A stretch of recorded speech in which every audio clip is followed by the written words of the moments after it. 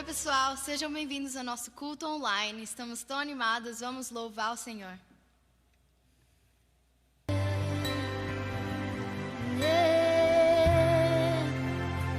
Tua glória, Senhor.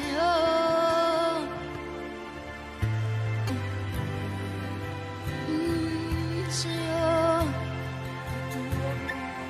quero ver tua face mais perto, Deus, mais perto.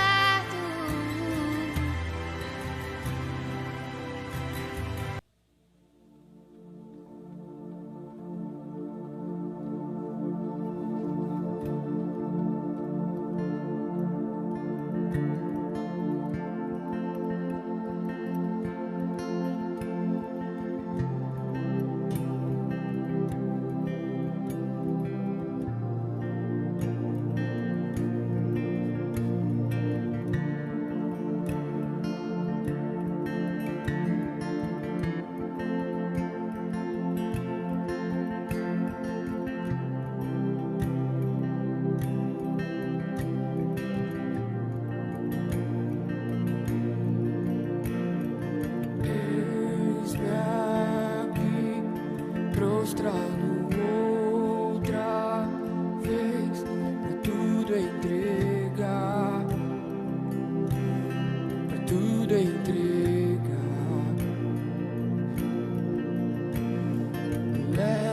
Leva-me pra perto de ti, Senhor. Anseio por ti, anseio.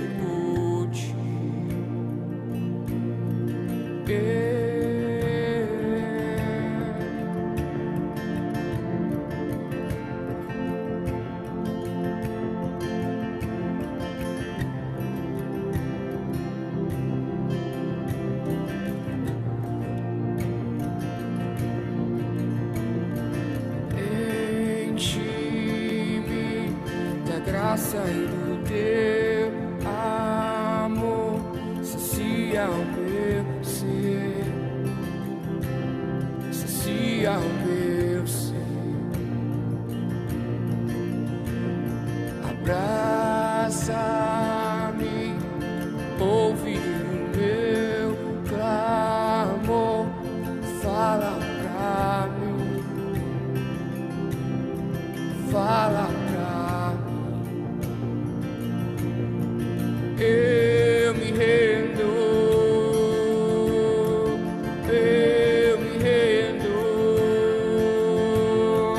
pra conhecer-te mais, pra conhecer-te mais.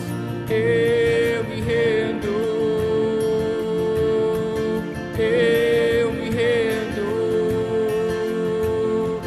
pra conhecer-te mais, pra conhecer-te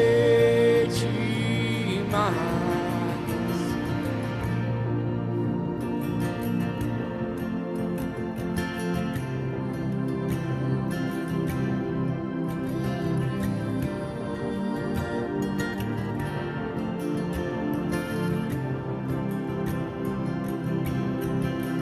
Vento de poder sopra em meu viver.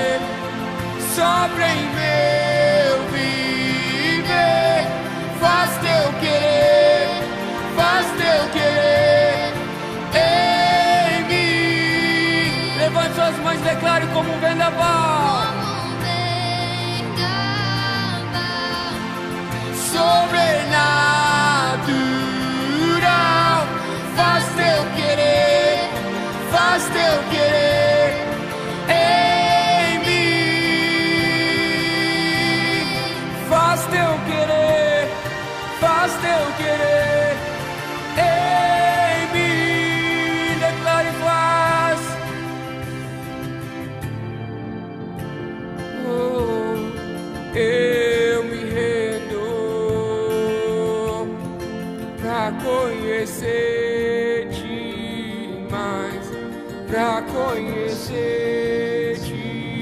mais. Eu me rendo,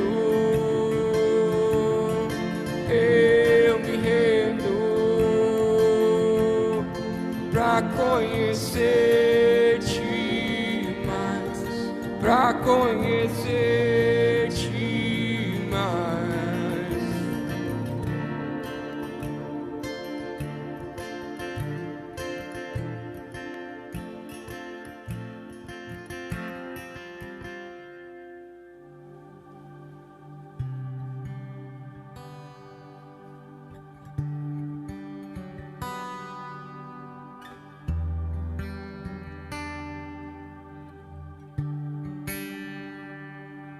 Meu orgulho me tirou do jardim,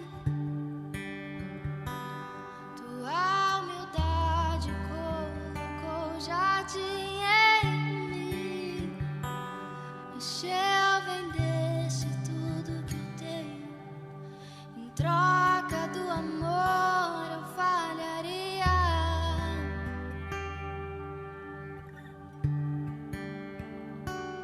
Pois o amor não se compra, nem se merece. O amor se ganha, de graça o recebe. E eu quero conhecer Jesus. Eu quero conhecer Jesus, ser achado nele.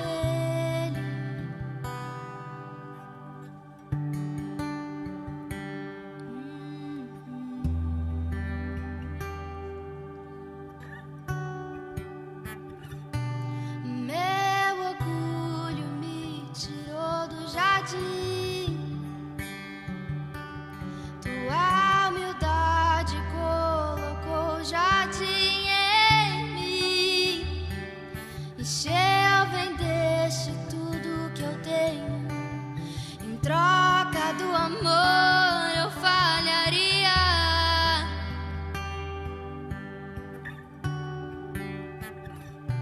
Pois o amor não se compra, nem se merece.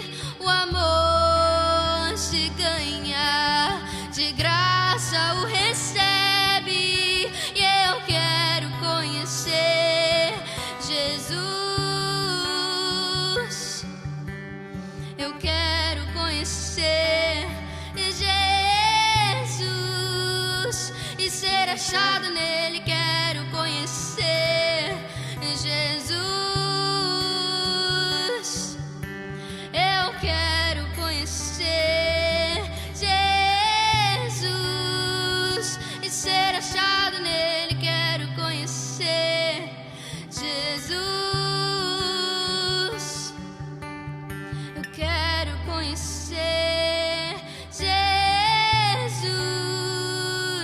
e Yeshua.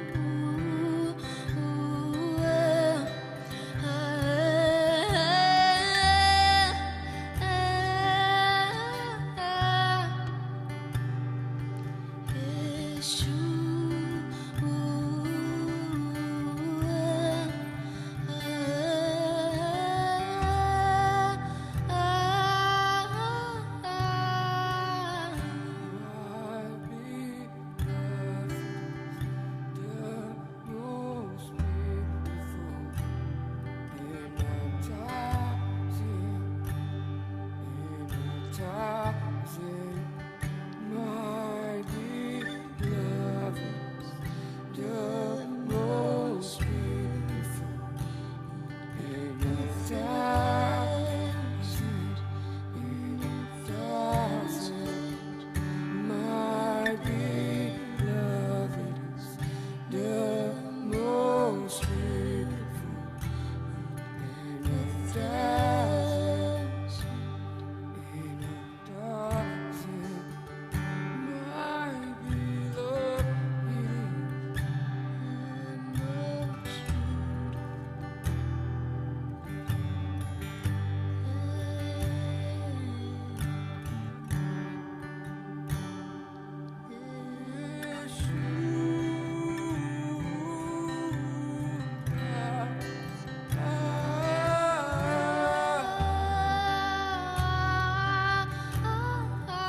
Levante as mãos e declare isso.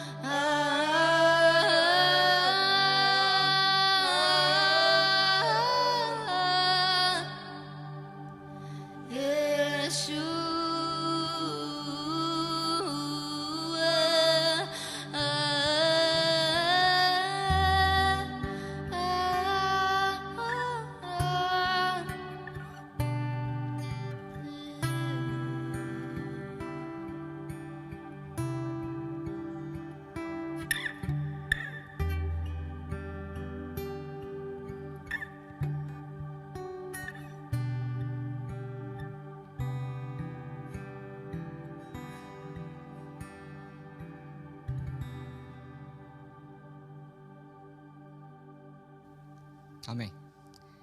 É muito bom estar mais uma vez aqui para louvarmos e adorarmos a Deus nesse nosso momento. Amém. Para quem não me conhece, eu sou o Gesiel Falcão. Eu e minha casa pertencemos aqui à Rock Church de Sackville, Halifax, Nova Escócia. E para você que quer conhecer um pouquinho mais da nossa história, só você acessar o canal do YouTube da Rock Church. Você vai ver, em março tivemos o primeiro culto em português, em abril o segundo culto, e você vai ver um pouquinho da nossa história lá, tá bom? Dá uma checada lá. Eu queria ler com vocês hoje, tá? Atos 16, 22 ao 31. Eu vou ler, depois a gente vai fazer uma oração e vai entrar naquilo que Deus tem preparado para a gente. E levantou-se a multidão unida contra eles. E os pretores, rasgando-lhes as vestes, mandaram açoitá-los com varas. E depois lhe deram muitos açoites, os lançaram no cárcere, ordenando ao carcereiro que os guardasse com toda a segurança. E este, recebendo tal ordem, levou-os para o cárcere interior e lhes prendeu os pés no tronco. Por volta da meia-noite, Paulo e Silas oravam e cantavam louvores a Deus. E os demais companheiros de prisão escutavam. De repente, sobreveio tamanho terremoto que sacudiu os alicerces da prisão e abriram-se todas as portas e soltaram-se as cadeias de todos. O carcereiro despertou do sono e, vendo abertas as portas do cárcere, puxando a espada, ia se suicidar, supondo que os presos tivessem fugido. Mas Paulo bradou em alta voz: não te faças nenhum mal, que todos aqui estamos.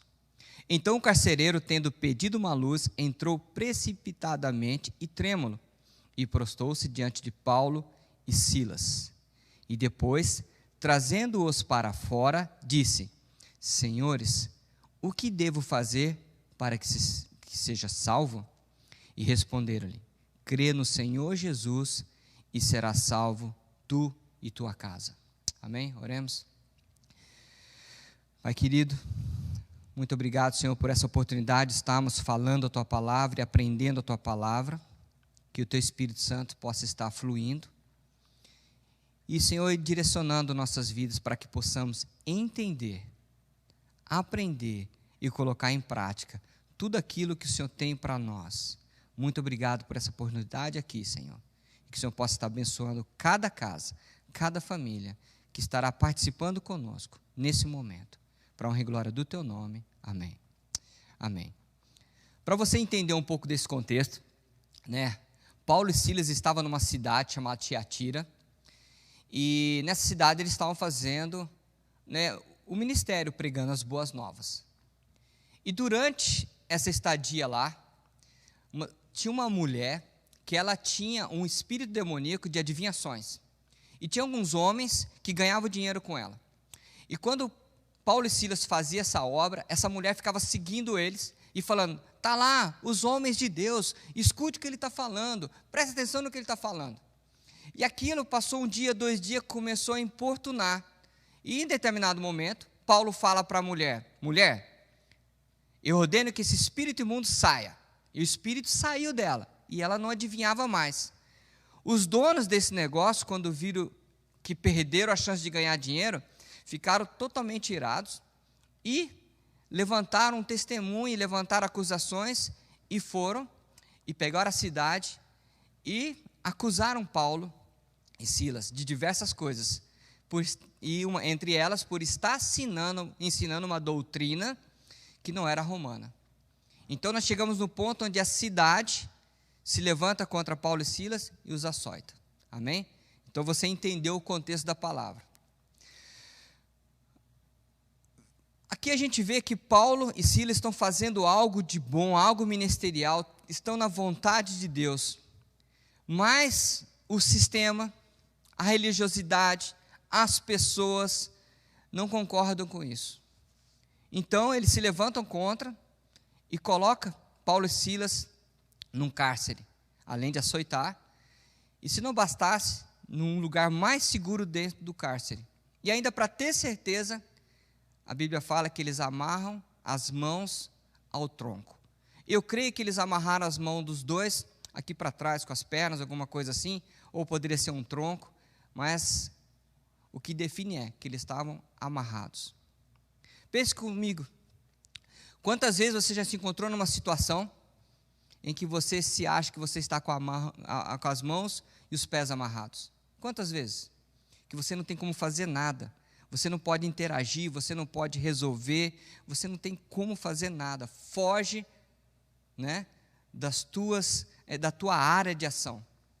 Pode ser uma enfermidade, pode ser uma situação no trabalho, relacionamentos, filhos, né? Relacionamento de filhos e pais, filhos que abandonam os pais, ou pessoas que abandonam a fé na sua família. Você não consegue fazer nada. Você não tem como tomar uma atitude. Você está com as mãos e os pés amarrados. Nesse momento, é muito difícil. Mas é agora que nós devemos olhar para o nosso Criador e entender o propósito da vida, a razão pelo qual Ele nos criou e Ele nos gerou. Deus colocou um DNA em nós, né, uma essência, e nós temos que entender essa essência.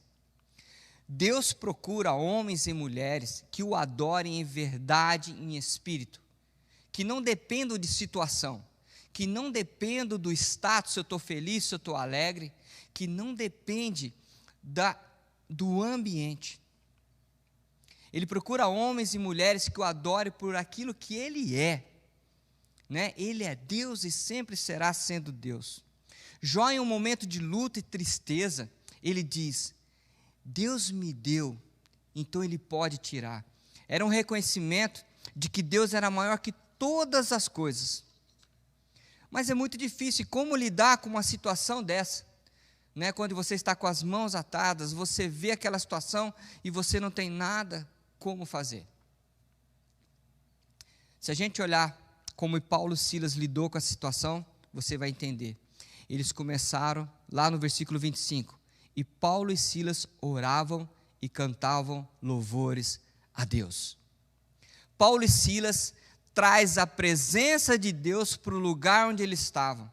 Paulo e Silas buscam a presença de Deus no lugar na situação onde eles estavam. Eles não esperaram mudar de situação, eles não esperaram estar num lugar melhor, num estado de espírito melhor. Não, eles chamaram a presença de Deus para no meio do cárcere onde eles estavam.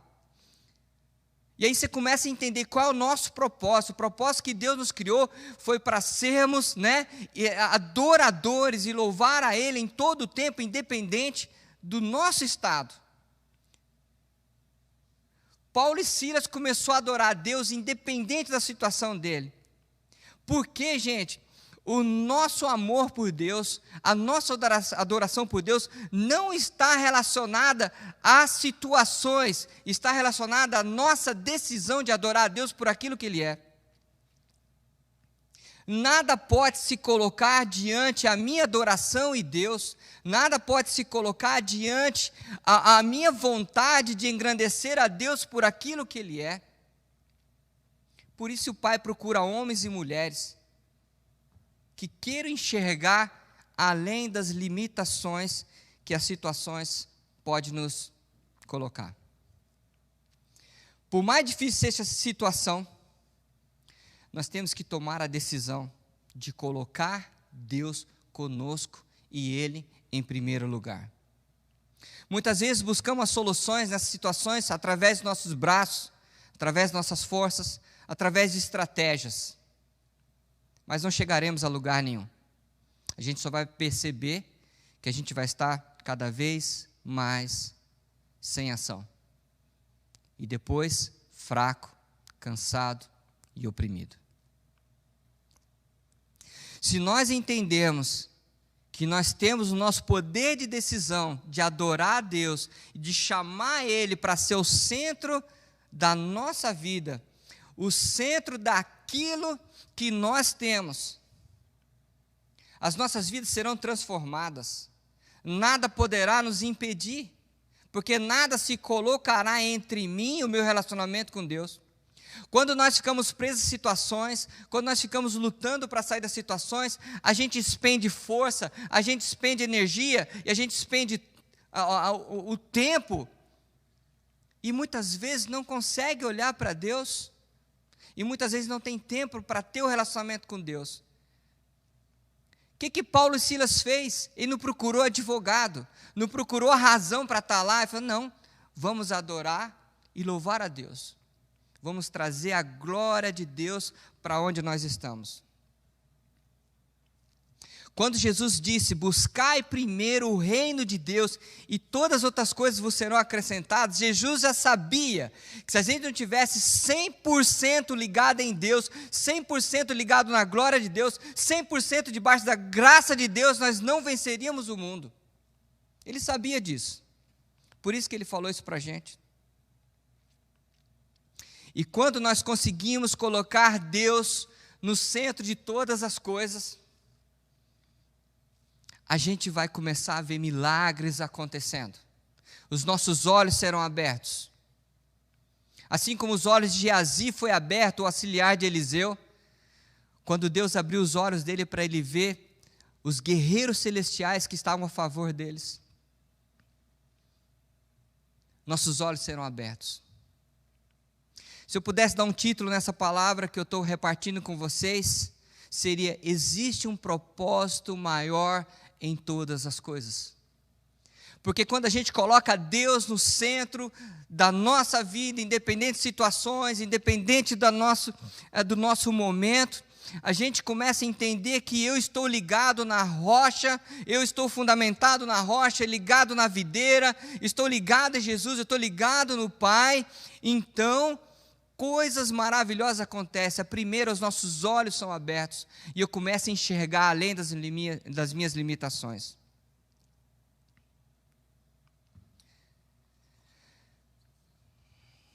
No versículo 27 e 30, a gente vê que as cadeias se romperam, os grilhões caíram no chão.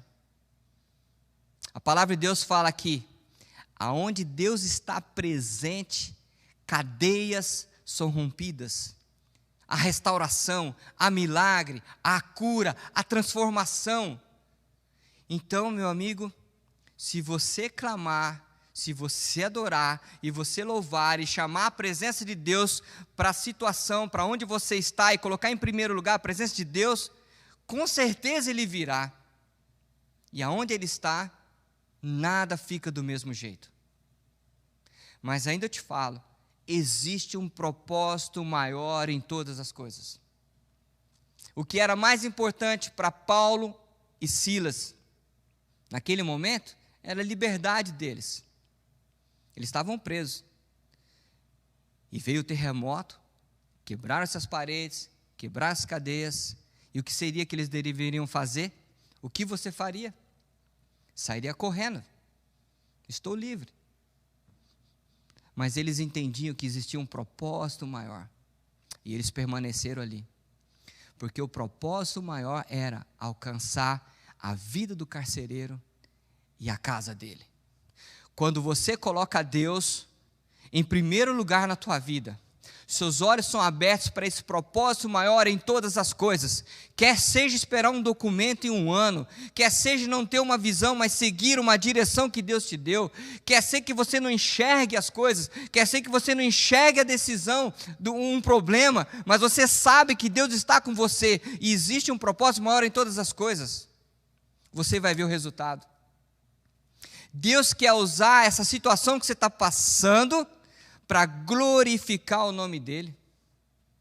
Se você chamá-lo para ser a primeira pessoa na sua vida. Eu sou fruto disso. Muitas vezes, a gente se viu em decisões que não sabia para que lado tomar.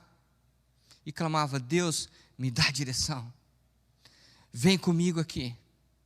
E Deus deu a direção. Outras vezes, a gente estava no lugar, não conseguia ver a luz no fim do túnel, mas sabia que Deus tinha um propósito maior para aquela situação. E mesmo nesse terremoto, a gente tinha paz. Tem outras situações que eu não consigo fazer nada, porque minhas mãos estão amarradas. Mas eu creio que Deus tem um propósito maior em todas as coisas. E eu vou ver a glória dEle se manifesta nessas situações. Você pode ver a glória de Deus se manifesta na situação que você está passando, no seu casamento, no seu relacionamento com seus filhos, nas suas finanças, no teu trabalho. Basta buscar a tua essência. Você foi criado para adorar a Deus e louvar a Deus e descansar nele. Nada é impossível para Deus. Deus criou o mundo com a sua voz. Deus criou o homem com as suas mãos. O que são os meus problemas? O que são minhas situações para quem criou o universo? Mas tudo que eu estou falando aqui passa pela sua decisão. Se você decidir colocar Deus em primeiro lugar na tua vida e buscar ser esse adorador que adora em espírito e em verdade, você vai ver os milagres de Deus acontecendo na tua vida, na tua família, no teu casamento. Eu não estou falando de filosofia, eu estou falando de entrega. Eu não estou falando aqui de estratégias, de livro de 10 conselhos, não. Eu estou falando da Bíblia, da realidade, de viver Cristo como Cristo deseja que vivamos. Eu estou falando de chamar a Deus, você está em minha vida, e você é minha prioridade.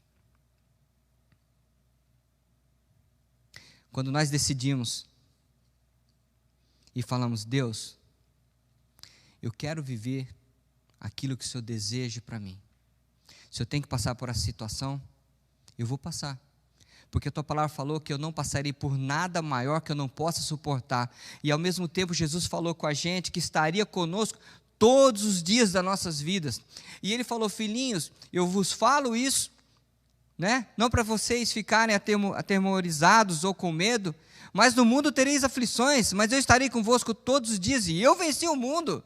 Jesus várias vezes, ele afirmou para nós que teríamos coisas que tomar decisão, mas que ele estaria conosco.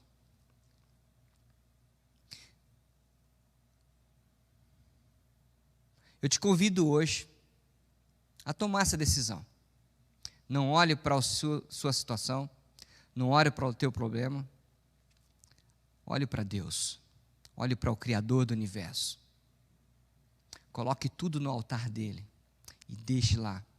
E comece a olhar para Deus, foca para Deus, se volta para Ele. O Pai que tudo fez, Ele pode resolver essas situações.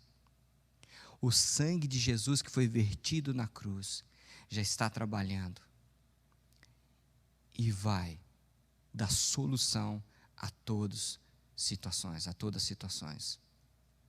Algumas coisas na sua decisão, Deus vai fazer você voltar atrás e consertar, mas você vai ter autoridade espiritual para poder realizar todas as coisas que precisam ser feitas, se você colocar Deus como prioridade.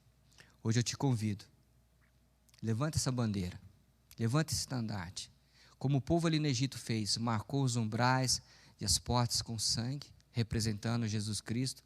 Marque a tua vida, mas não só fique nas palavras, na filosofia. Comece a ter decisão e atitude de colocar Deus como primazia, como o primeiro em todas as coisas. Comece a dedicar a sua vida 100% para Deus, independente da sua situação, independente da situação, independente do que você está passando, e você vai ver o milagre acontecer na tua vida. Amém? Vamos orar? Pai, eu quero te pedir, Senhor, que o Senhor possa vir sobre essa vida, Senhor, que está nesse momento, participando conosco desse culto, essa casa, esse casal, esse marido, essa esposa, que estão passando por situações que têm nos prendido, situações que têm nos colocado num exílio, situações que têm feito a gente se sentir fracos, escravos. Eu te peço, Pai, que nessa noite o Senhor abra os olhos dos teus filhos. Eu lembro, Jesus, quando o Senhor falou: até quando sofrereis? Homens de pequena fé, somos nós. Nós precisamos de ajuda, Deus. Ô Espírito Santo, trabalha, nos ajuda a restaurar o trono, o altar e o lugar do Senhor em nossas vidas. Nos ajude, Espírito Santo, a ter poder de decisão, para quando a situação vir ao nosso encontro, a gente dá prioridade para Deus, e adorar a Deus, e buscar em Deus todas as coisas. Ajude-nos a ter essa paz que excede todo entendimento. Ajude-nos a ter força. Ajude-nos a calar a nossa alma, sossegar a nossa alma, para que possamos descansar em Deus. Eu te peço, Pai, como o Senhor tem feito em minha vida, na minha casa, todas as vezes que eu olhei para os meus lados, eu não vi ninguém, eu não via nada, mas eu sabia que o Senhor tinha um propósito maior em todas as coisas, e eu estou vivendo o resultado disso. Eu te peço, Pai, que o Senhor visite os meus irmãos, para que eles possam ter, Senhor, novidade de vida, receber algo novo de Ti, e que, Senhor, a Tua graça e a Tua glória possa ser manifesta na vida da Tua igreja, Pai. E que possamos nós ser resposta para esse mundo.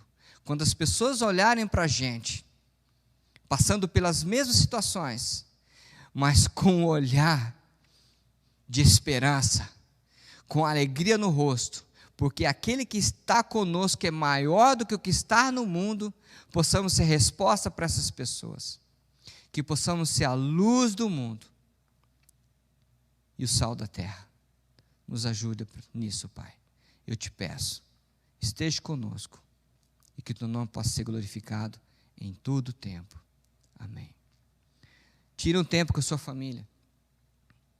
Escreva todas as coisas que você está passando e coloque no altar de Deus. E chama Ele para estar presente nessa situação. E você vai ver a glória de Deus. Amém? Deus te abençoe. Obrigado por esse momento. E que o Senhor abençoe a tua casa. Amém.